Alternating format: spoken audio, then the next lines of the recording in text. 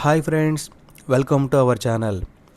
దృశ్యం 3 Telugu movie review చూసుకుంటే Mohan Lal, Jeethu Joseph కాంబినేషన్లో వచ్చిన దృశ్యం ఫ్రాంచైజీకి తెలుగు ప్రేక్షకులు అయితే ప్రత్యేకమైన క్రేజ్ అయితే ఉంది.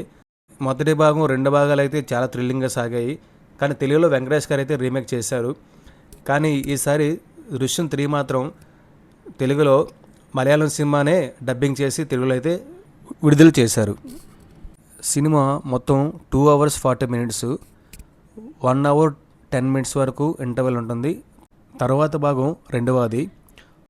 కథలోకి వెళ్తే జార్జ్ కుట్టి అంటే మోహన్ లాల్ కుటుంబం మళ్ళీ ఒక కొత్త ప్రమాదంలో చిక్కుంటుంది. అంటే వాళ్ళు ముందు చేసిన తప్పుల్ని వాళ్ళ వెంటాడుతున్నట్టుగా అయితే చూపించారు. ఈసారి పోలీసుల కంటే వాళ్ళ మానసిక ఒత్తిళ్ళు ఎక్కువగా కథనైతే ముందుగా నడిపిస్తాయి.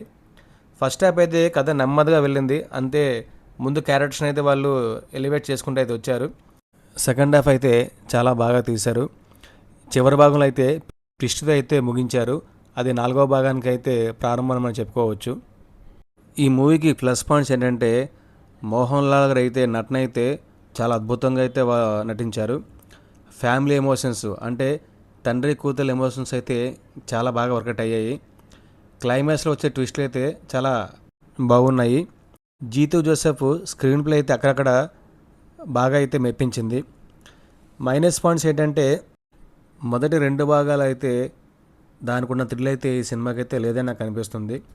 ఎందుకంటే మొదటి భాగం, రెండవ భాగం కంపేర్ చేసుకుంటే ఆ ఎక్స్పెక్టేషన్స్కి అయితే ఇది రీచ్ అవ్వలేదని నాకైతే అనిపిస్తుంది. దృశ్యం 3 పూర్తిగా కొత్త థ్రిల్ ఇవ్వకపోయినా అభిమానులకైతే నిరాశపరచకుండా మాత్రమైతే ఉంది. ఇది ఫ్యామిలీ మొత్తం సినిమా చూడవచ్చు. అడల్ట్ కంటెంట్ అయితే లేదు, సాంగ్స్ కూడా లేవు. రేటింగ్ విషయానికి వస్తే 5కి 3 అయితే ఇవ్వచ్చని నాకైతే అనిపిస్తుంది. Thank you friends.